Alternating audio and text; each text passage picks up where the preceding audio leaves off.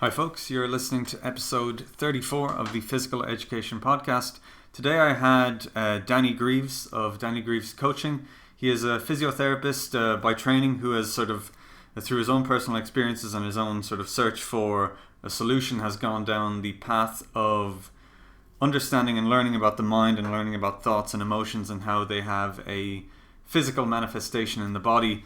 This is a nice continuation from our chat last week with Ian Shepherd. Ian and Danny actually we're all connected through having studied PDTR. They studied together, and by the time I did PDTR, Danny was actually assisting on the course.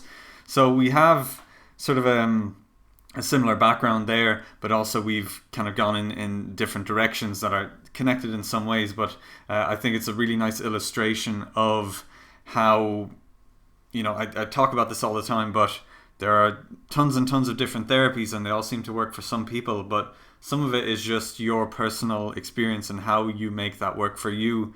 And so it's really the importance of recognizing that and working with the therapist and recognizing the therapist for who they are versus, the letters after their name.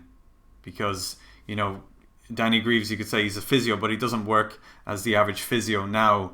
And he's studied PDTR. But as far as I understand, he doesn't really use PDTR now. So rather than focusing on these letters and focusing on these arbitrary, not entirely arbitrary therapies, but these therapies, we can look at the bigger picture. So I had a really good chat. We talked about the value and the importance of habits and beliefs and what goes on in the subconscious mind and how that directs our lives.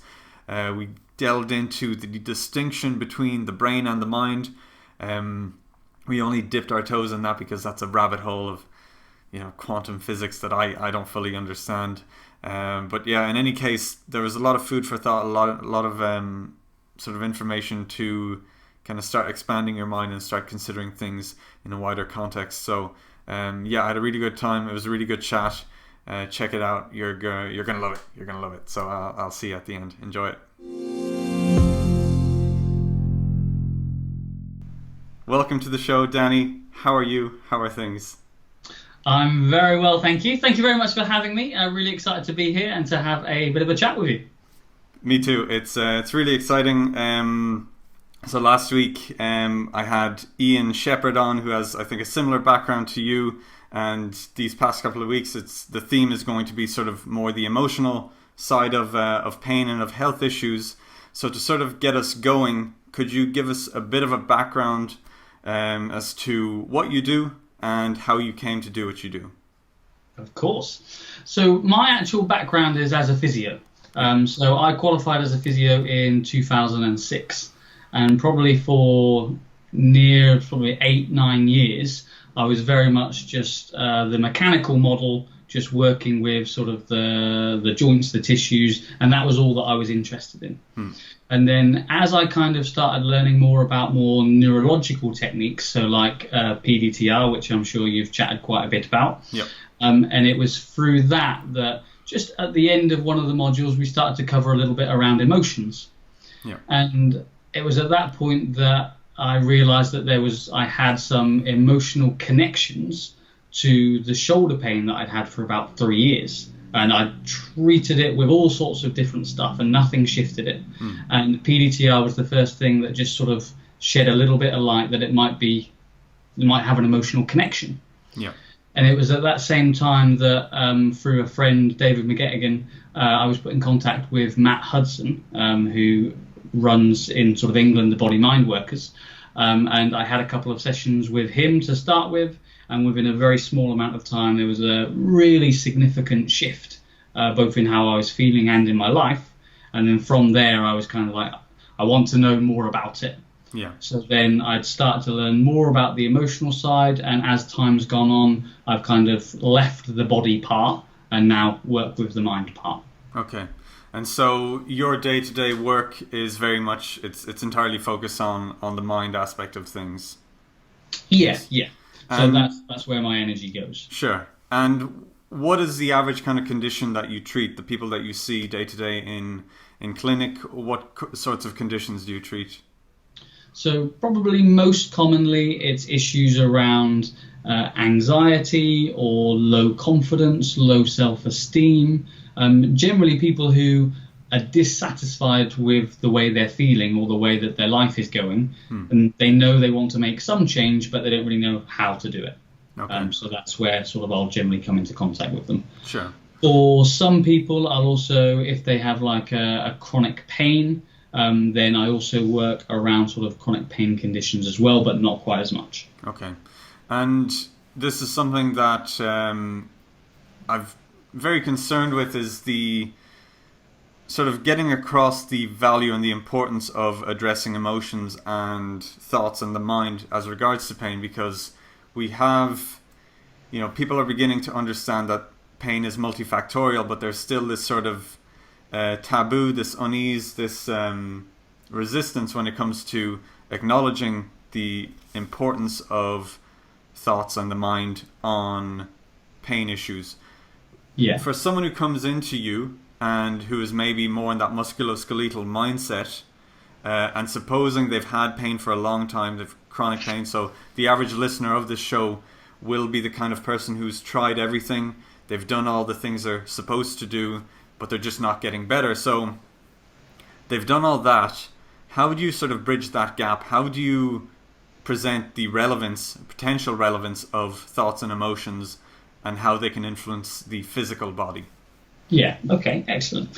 So in terms of, first of all, whenever I'm approaching or working with anyone, whether it's anxiety or pain related, particularly sort of around any form of chronic pain, I will just make sure that they've had everything checked biomechanically, and they've sort of been to someone, maybe like yourself, and actually from a mechanical point of view, that everything's fine. Then usually at that point, as time goes on, people start to become a little bit more open to the possibility that there might be other factors involved. And it's usually those people that I'll come into contact with where there's just a little bit of openness and it's possible that there might be an emotional component. Sure. I certainly think a lot of people think it's better to have a physical cause. So if they've had pain for 30 years or something like that, they almost need a physical cause because they wouldn't maybe want to look at other stuff that might bring up past emotions, events, or issues. So I think one of the biggest factors is that it's much more concrete if there's a physical cause. So if there's a torn muscle, that's an answer. If it's possibly emotionally based, then it can be a little bit more abstract, and that's a little bit scarier. And then there's also the idea around people don't want it to be emotional. So they want the physical cause because that almost takes away a little bit of responsibility. So if it's a torn muscle, then, well, it's my body, that's fine. Whereas if it's emotional, it might ask them to have a look at a few things where they might not normally go. It's a delicate conversation, but through the techniques that I use, it does mean that they can experience how their mind and perceptions changes their physiology. So it's a learning experience, and by the time they've experienced it, they're kind of like, actually, that makes sense, because it's still based on science. It's a different perspective. Yeah, okay. And perhaps you could use your own case, but if you'd rather not, that's fine. But so you mentioned that you'd had this issue with your shoulder for 3 years, and it turned out to be there turned out to be an emotional root to it. Now, you don't have to talk about what that was, but how would you explain that what's going on in your head, what's going on in your mind, could perpetuate what seems to be a musculoskeletal condition? So we're kind of coming on to the idea now of what's known as emotional memory images. Okay, so I'll run through it, and that kind of makes a little bit more sense. So whenever we're involved in an incident, an event, or even a set of circumstances at any age, if the experience that we go through is perceived to be very painful, so whether that's anxiety, worry, panic, or just emotional hurt, then our mind will store information about what happened. And it'll store it in the form of an emotional memory image. So the key part about this is that these emotional memory images are stored outside of the person's conscious awareness. So, for example, if you had one, you wouldn't know it's there. Yeah. But what the research is starting to show is that even though the person isn't consciously aware of it, Brodmann area 19 in their visual cortex actually can register this imagery or these emotional memory images. And when Brodmann area 19 is engaged, it basically contacts the cerebellum, it contacts the amygdala, and it initiates the stress response. Okay. Now, as soon as we've got cortisol and adrenaline flooding through the system, then probably you know more than me that these have all sorts of physiological effects. Increasing perception of pain, sort of the nociceptive input. It changes so many different factors. Yeah. And while these emotional memory images are still running, that physiology circuitry is still firing. Yeah. So when we help a person clear those emotional memory images, it disengages the amygdala, it slows and shuts off the stress response, and that creates the internal environment where the body can heal. So it's about removing those blockages that prevents us from healing. Okay. And so is that generally going to be dependent on some sort of physical trauma that has an emotional component? So an example I use a lot is, suppose you're a star football player, captain of the team, you are intending to be a professional football player and your life is kind of based around this and all of your prospects are based around this, and you have a career-ending injury. So obviously it's a physical injury, but there is all of this context attached to it and all of this meaning. Is it exclusively things like this that are physical injuries that have emotional significance? Or can purely emotional traumas also manifest within the body? So if there is a physical injury and it is a trauma, then absolutely. Yeah. But it can also be one of the sayings that Matt Hudson taught me is that what the mind suppresses, the body expresses. Okay. So any of those emotional experiences that haven't been integrated, processed, and moved on from, they will stay, if you like, in the physiology. And that will, over time, become expressed. Okay. So it doesn't have to be a physical injury. It can be any root cause if there's that emotional component. And do you think there's a drive, some sort of subconscious drive to express these things, to let these out? Yeah, so the easiest way I could describe it from what my perspective is that the signs and symptoms that we're feeling are actually feedback mechanisms. So it's our body giving us a message or giving us feedback that something hasn't been addressed or it hasn't been worked upon, because when that has been balanced or sort of processed or integrated, the feedback disappears. Okay. So if someone is experiencing symptoms, then I would view it as some form of feedback that there's a little bit of work that could be done. Okay. And is that basically the body's instinct for self-healing? So like if you cut yourself, that's just going to heal and it's going to make an effort to heal that. And so could you say that this sort of deeper subconscious trauma wants to be healed, but obviously some part of you doesn't want to, address that again, but that drive for things to constantly be healing and self-regulating is always pushing things either to the surface or to be manifested elsewhere in the body? Yeah. Well, I think every single one of us, as we go through life, wants to grow, expand, and just be ourselves. Be as genuine and authentic as we can be. So when stuff happens that impacts us, that maybe prevents us just being ourselves, prevents us being genuine, or prevents us from moving towards our purpose in life, then our system will give us feedback to let us know that something is blocking our path, and we want to do something about that to then allow ourselves to grow and move forwards. Because it takes a lot of energy to not grow. To be stuck in one place, it actually takes an awful lot of time and energy. Yeah. Whereas once those obstacles are cleared, then everything sort of moves forwards. Okay, so the tendency is life words. The tendency is towards growth in the body, and I think that's consistent. You've studied anatomy in motion, haven't you? Yes. Yeah. So we say that the body is set up for perfection, and it wants to function well. It has no interest in being in pain or in having these issues unless maybe that's the best it can do, or whatever it is. Yeah.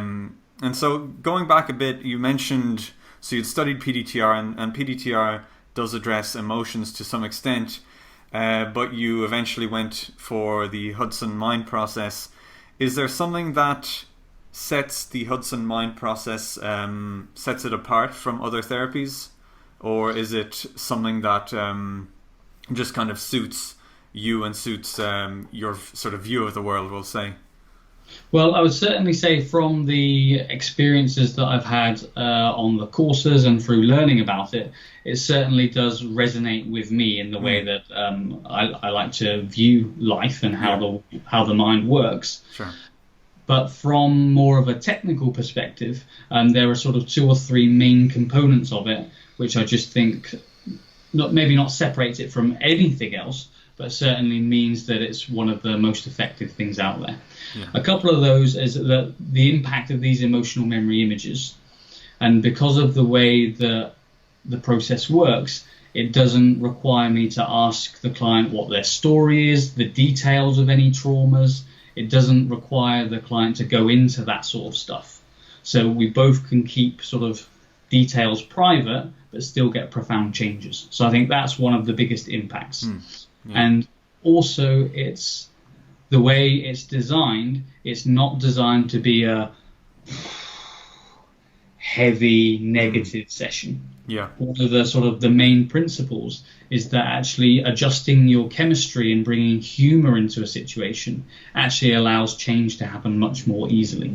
Okay. So it just allows us to bring humor and sort of the technical pieces together. So I think it's really wonderful. Yeah. And so talking to Ian last week, he does cellular release therapy, and it sounds similar in the sense that you don't need to dwell in, the feeling awful of reliving that experience. And he describes inducing a sort of hypnotic state to get past that conscious chatter and to work with the subconscious mind specifically. Is there a hypnotic element to the Hudson Mind Process? So there are elements of hypnotic language patterns. Yeah. But in hypnotic language is pretty much everywhere all the time. Yeah. So there are little components of it, but actually the sessions, they take place a little bit like we're chatting now.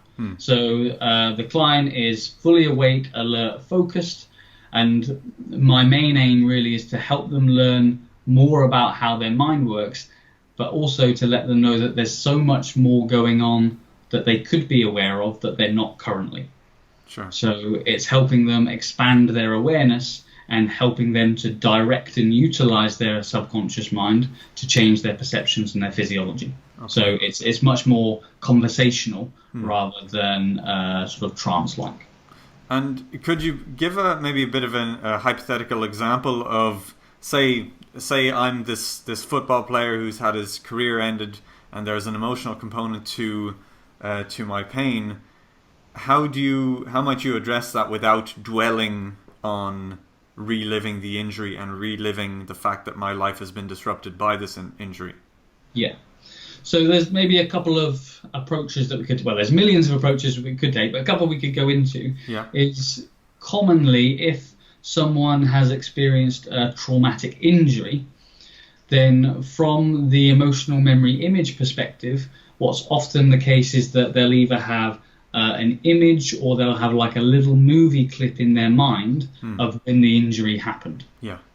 And they might not be consciously aware of that originally, but as we start chatting and engaging with each other, they can then start to access this movie or image that they've got. And while that is running on screen, or that's where the area that we call the emotional memory images, while that information is still running, their physiology is still responding to it. So after we may help them make the connection of what information is there, then there are many, many different ways to clear it, upgrade it, change it, adjust it. And as soon as the emotional component is dealt with, then the emotional memory image clears from screen, and then their physiology can return back to balance. Okay. with the example you used there, that also comes into a little bit of, if that person has an identity of a football player, then there are lots of beliefs and values attached with that. So if something happens that causes a big shift in identity, that can then have an impact on the system as well. So it would probably be a bit of both. Yeah. Okay. And when you're addressing beliefs and beliefs about the world, beliefs about oneself, do you see a tendency towards these things being rooted in childhood? Based on what I've read, it seems that the first 7 years in particular are very influential on how we view the world, how we view ourselves. Is this consistent with what you've studied and done? Yeah, so if we're kind of thinking that up until about the age of 7, our minds are essentially like sponges. So we just absorb information and we just take it on board, and we don't have any sort of processing faculties, if you like. Yeah. And then as we grow up and get older, we start to develop those faculties. Yeah. So that means that during that younger period, either the things that we observed in the family home, or the things that we were told about ourselves, or particularly emotional events that happened, they tend to get stored, and then they drive our perceptions and our beliefs. So it doesn't mean they're fixed, it doesn't mean they're rigid by any means, but what it does mean is we all have a certain sort of a history, and depending on if there were things that happened during those periods, they will and can have an impact on how we feel today. Yeah. So what we would always say is, if you're having a problem now, it's not actually what's happening now, it's what happened then that just hasn't been dealt with yet. Okay. So as soon as we clear that up, then that ripples through time, and then everything changes. Yeah. So that's why I would say it's quite different to things like cognitive behavioral therapy, where it's all about changing thoughts and perceptions in the now and sort of in the future. Because theoretically that all sounds very nice, but while that stuff is still running, it's very, very difficult to do. Yeah. So as soon as we clear that up, it means all that other stuff can then come into play. And that's something, sorry, I didn't mean to interrupt. So that's something I sort of think about a lot, because I feel like we don't have a proportionate reduction in a lot of the health issues or problems, common issues, say depression, anxiety, back pain, obesity. We have arguably more information than ever as to how to solve these issues, and it's freely available on the internet and books and libraries. Yet we don't have a proportionate reduction in these things, and I think we're not really looking, at the subconscious beliefs and habits and identities that are driving our behavior. So you could say someone who's obese, you could give them the perfect diet, give them the perfect exercise routine, but if there's, the example I use is if Arnold Schwarzenegger walks into the gym, he belongs there. That's his world, and he feels comfortable there. But if I've had issues with my weight, with my body image, self-esteem issues my entire life, I walk into a gym, and you hear about this all the time, the fear of walking into a gym and being exposed and being looked at. It's hard to do that program, to do that perfect program, and to follow that perfect diet when you have all of this programming that's governing most of your behavior. Is this consistent with the work that you do? Yeah, well, if we were to sort of think about it in a different way, I mean, if you want to drive, you're given driving lessons. Okay, if you want to learn about geography, you have geography lessons. Yeah. We have so many different areas where we get taught skills that we can learn and use, but actually no one really shows us how our mind works.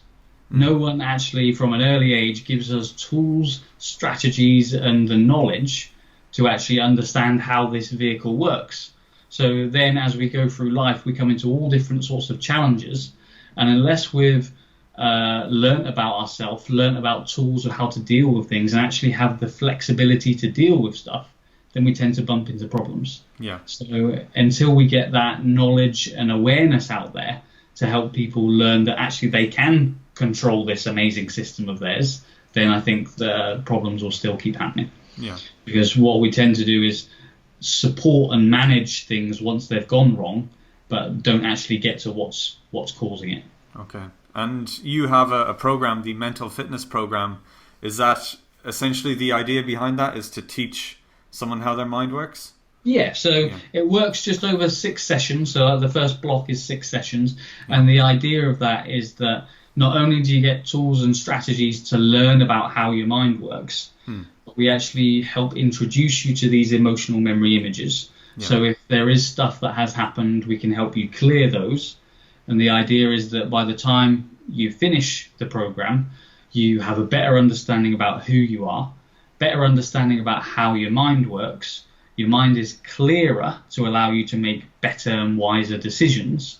And also you're more resilient going forward because you have strategies to deal with things. So it's just about upskilling people to help them deal with challenges that life throws at us. Yeah, okay. Yeah, that's really cool. It's something I'm trying to do with back pain, because it's so caused by so many things, and you just need to have a grasp of the various factors that influence your individual physiology.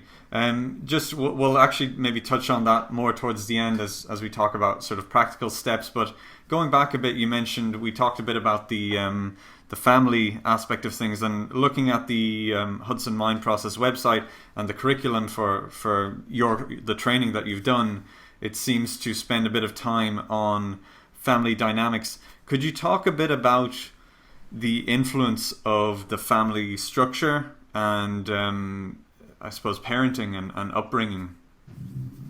Well, if we think during that time when our minds are more suggestible, then for a lot of us, not for all of us, for a lot of us, the main people that we learnt from growing up would have been our mum and dad. Okay, it could have been aunts and uncles, but for most of us, it'll be mum and dad. Yeah.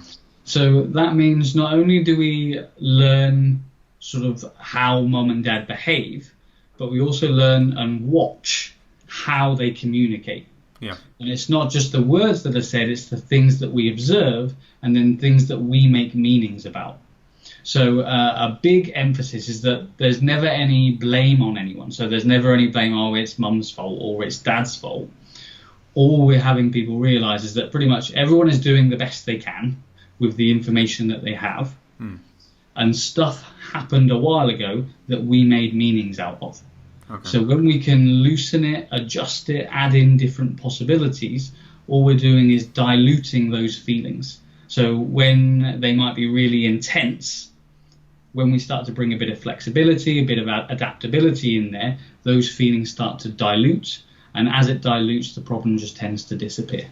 So it's helping people learn and become aware about things, but certainly not to blame anyone or to persecute anyone. Sure. And so it would seem that then a lot of this is just learned behavior through observation, through exposure. Talking to Ian and talking to various different people, they would argue that there's also almost a genetic component that's physically passed on through gestation. So Ian talked about any trauma that the mother experienced in her own life, and that is unresolved during pregnancy would be passed on to the child. Is that something that you touch on or would agree with in your work? I would certainly say it's possible. Yeah. It's not really something that I go into with clients because basically I work with whatever the client brings. Yeah. So because we don't really share stories and we don't go into details, I haven't really come across many people who have said this is based on something that happened to my mum or something like that. Yeah. What I've found just through experience is that generally there is information from something that happened a while ago, or just information there which doesn't necessarily have an identifiable pinpoint in the past, but we tend to deal with the information rather than where it came from or if it was passed down. So there are a lot of conditions that have a genetic component, but we would also say that actually saying something's genetic can also be a little bit of a cop-out as well. So it allows a person to not take responsibility. Sure. It's my genes, nothing to do with me. Yeah. Actually, the more we learn about science, the more we learn that actually a lot of genetics can change and can adapt. And so it's not as big a factor as it maybe once was. Okay. And do you do work, or is the Hudson Mind Process method geared towards working with young children who maybe don't have the reasoning capacity or just the vocabulary to have deeper conversations? So from following a lot of people who study PDTR that seem to specialize in the treatment of young children, even toddlers, babies, they would argue that if the child has an issue, you treat the parent. Would you agree with that? I suppose you kind of answered that in your last answer, that you just treat what the person brings to you. But would you be in a scenario, or would you be equipped to work with a child who doesn't have the ability to really make sense of what's going on? I mean, with younger children, so just there may well be more applications, but just from my experience, I generally tend to work with younger kids who are quite happy chatting and able to talk. Yeah.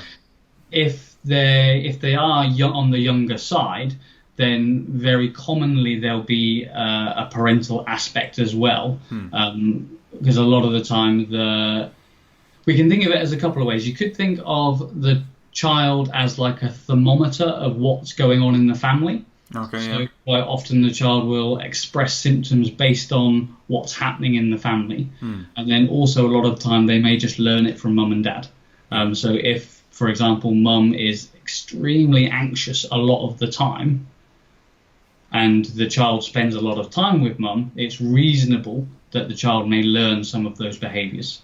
So when we go into sort of the human biofield, which is like the area around us, the child and the mum obviously have a very close interaction. Yeah. So when we help mum, that just feeds down to the child as well. Sure.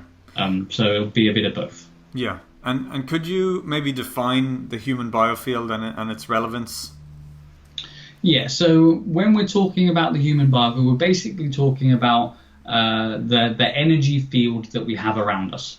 So if we were to think a little battery has an electrical charge around it. Yeah. And if we think each cell in our body is essentially like a little battery. So there's lots of science to show that we have electromagnetic fields around the body. Yeah.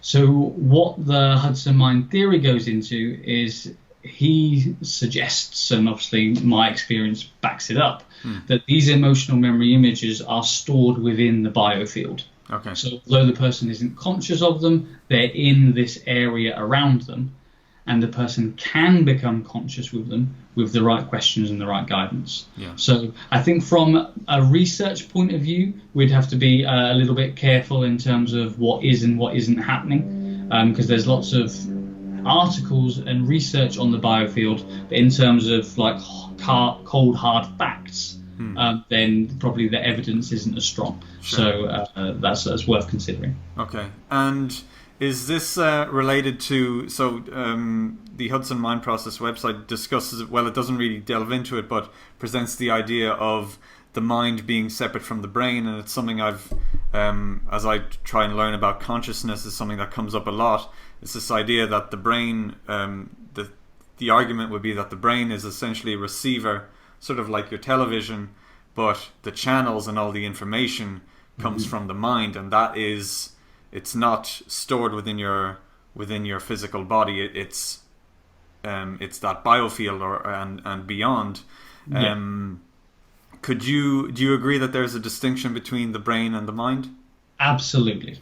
So I would say that the mind extends beyond the brain and the body. Yeah. So it's more of they're obviously very closely interlinked and work together. Yeah.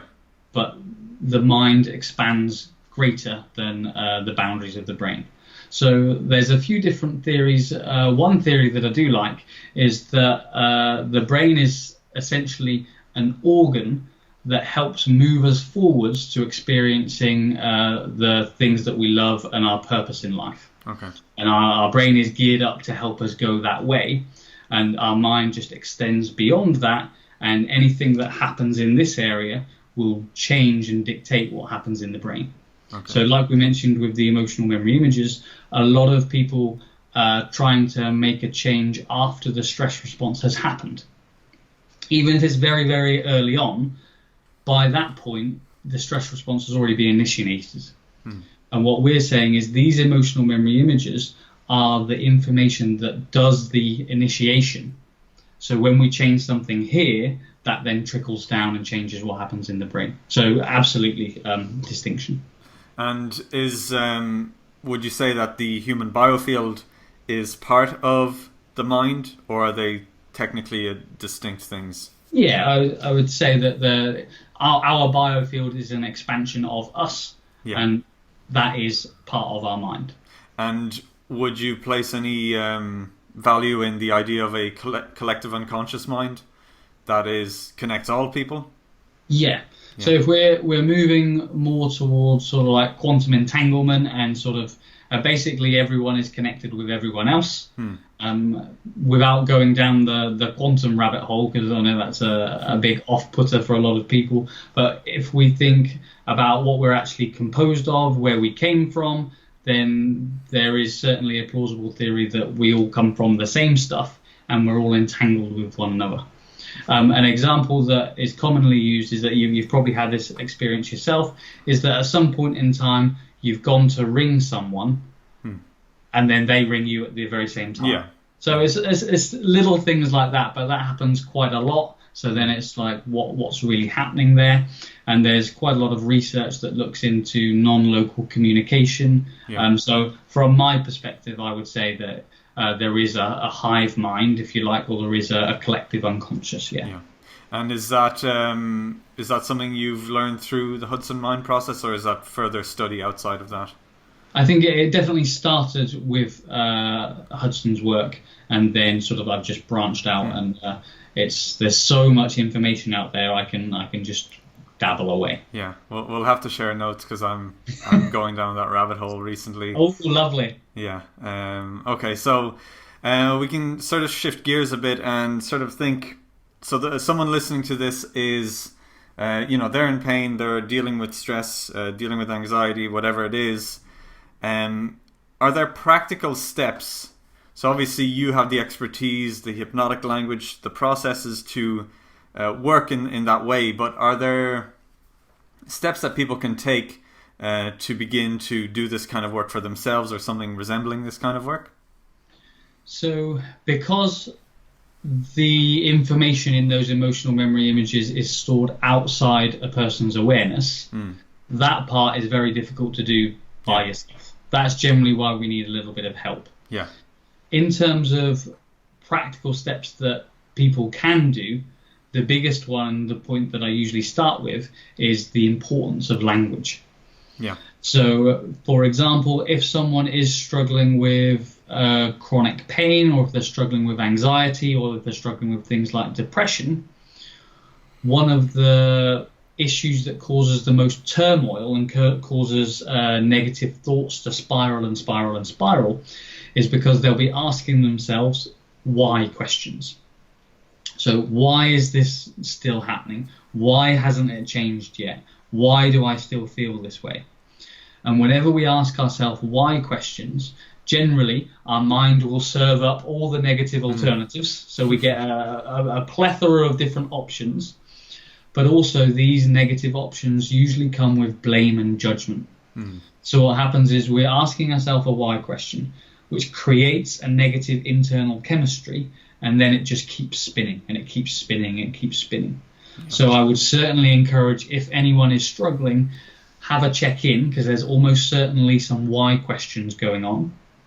And then anytime they notice themselves asking themselves a why question, so why am I feeling anxious today? Just immediately change it to a how or a what question. So what can I do to start feeling calmer? How can I change my state? What can I do to get more in control?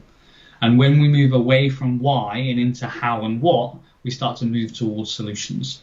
So it's a really small piece of language, but it has a really big impact on our physiology. Yeah. So that's probably the biggest language piece.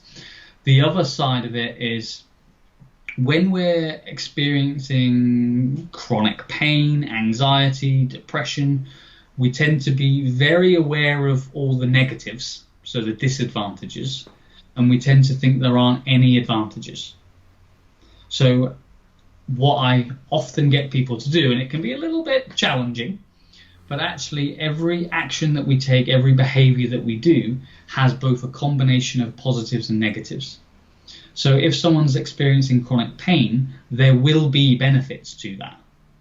It will allow them to do certain things. It will allow them to not do certain things.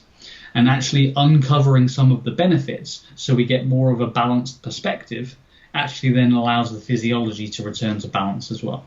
So it's not necessarily easy, particularly by yourself, but just bringing that more into awareness. So, for example, the lady I was working with this week who had chronic back pain, when I was asking her what are the disadvantages, then she reeled off about 20.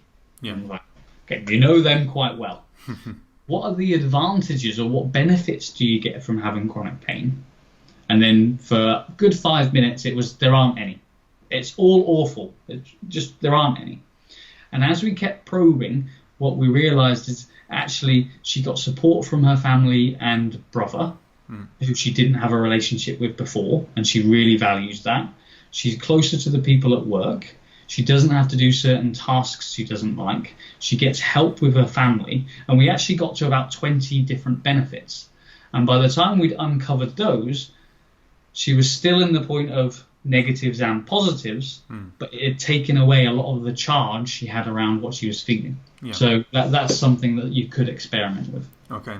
So would you place any value in, I recommend a lot, because I do it myself, is just a lot of writing and just sort of, if I notice patterns, just kind of expanding on them, saying, you know, what is this?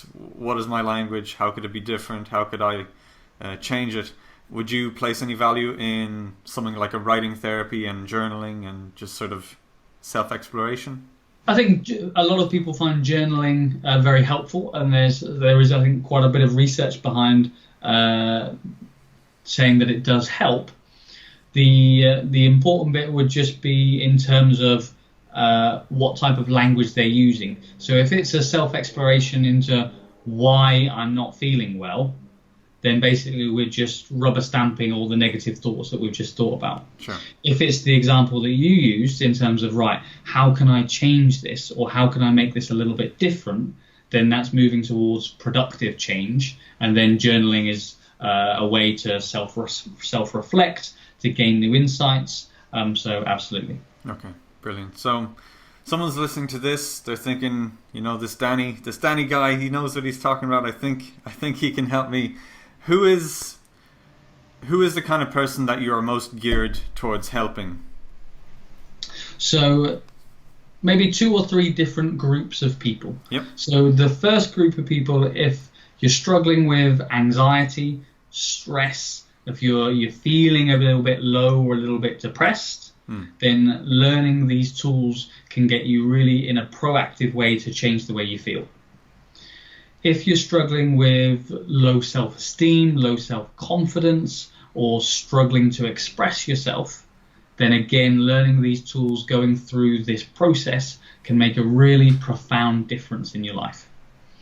For others, if you're generally dissatisfied with what's happening in your life, but you're not quite sure why, then again, just exploring that with someone who can help tidy up language patterns, give you a different perspective on things can really help. And if it's a chronic pain type issue that hasn't responded to other types of conventional means, and it's something you would maybe be willing to explore, then I'd recommend just having a chat first. Brilliant. And so how do you work with people? Obviously, you're based in the UK. Do you work over Skype, or is it purely in clinic? So I'd probably say about 90% of my client base is online. Okay. So England, Ireland, got quite a few people like in Germany and Denmark and places like that. So most of it is online because because it's conversational, I can do it anywhere in the world. Because, for example, this would be how we would do a session. So this would be absolutely fine. And then I also have a physical clinic space in Norwich, where I live, and in London, for some people if they want like a physical session. But it's exactly the same. And actually, most people prefer doing this at home because they feel a little bit more comfortable. So really anywhere in the world, as long as you've got an internet connection. Okay, brilliant. So obviously I'm going to include all links to your information, your blog's very informative. So anyone listening, I'd highly recommend checking out Danny's blog. Any closing things you'd want to cover? Anything that we didn't mention that would be very valuable?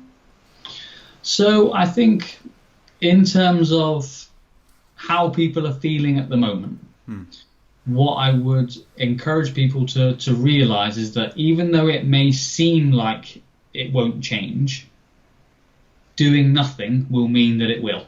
So it'll just stay the same. It needs us, and that still includes me because I'm still working on myself, but it does require us to take conscious action to really be the people that we want to be and to live the life we want to have.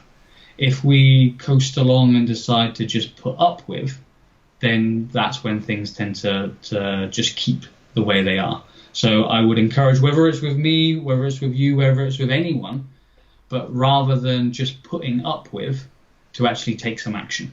And that's what I'd encourage people to do. Okay, brilliant. There you go. The gospel according to Danny. Thank you so much for taking the time. So that was my chat with Danny Greeves of Danny Greeves Coaching.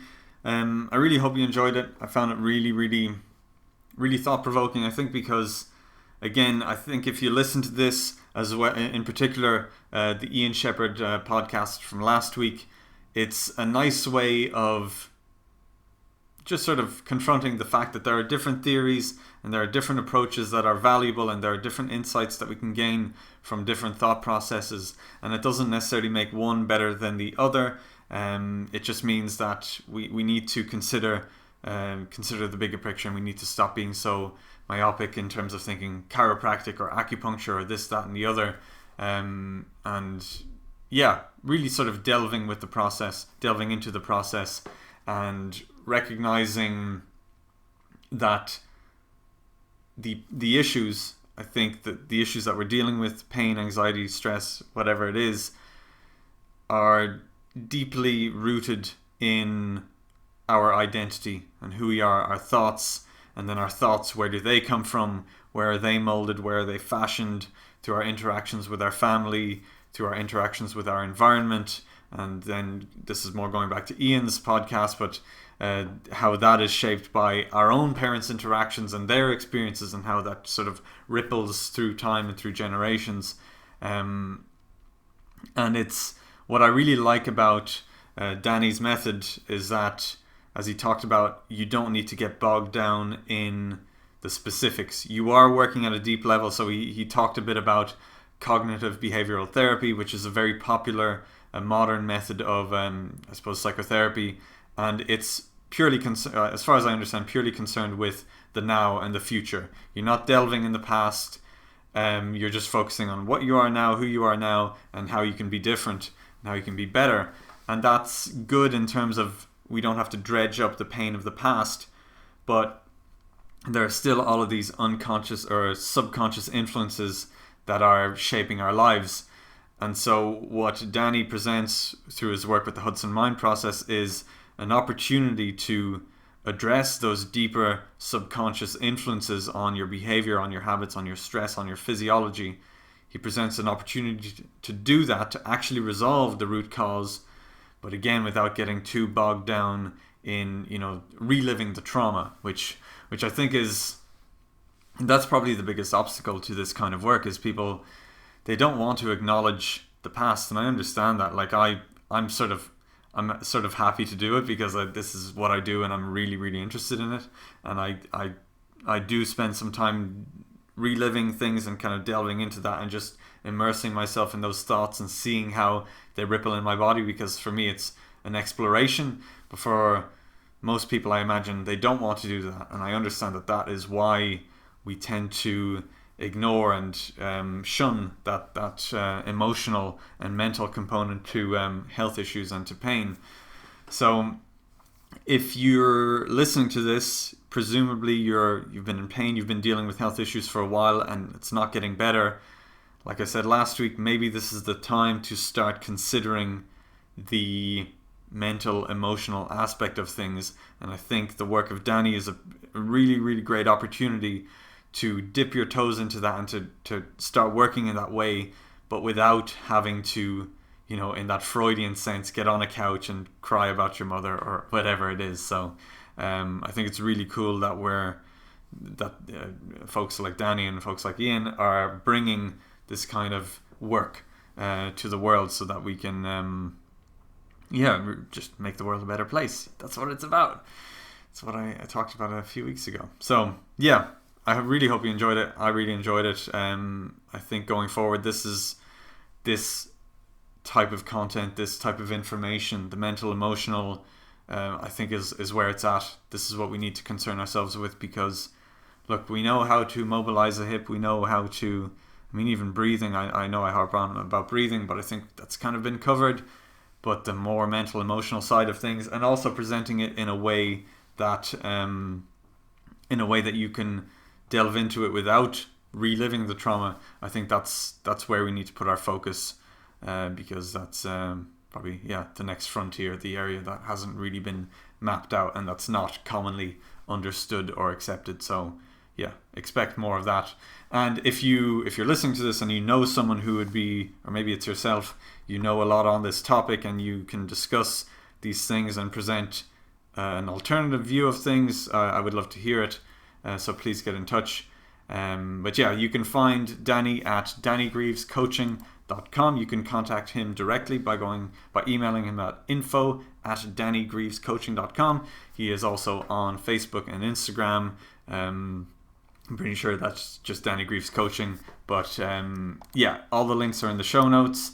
And yeah, get in touch with him if you really enjoyed the show, if you found it helpful. Send him a message, send him a comment saying thanks for appearing on the Physical Education website, because I want him to know that his time is well spent and that his efforts are appreciated.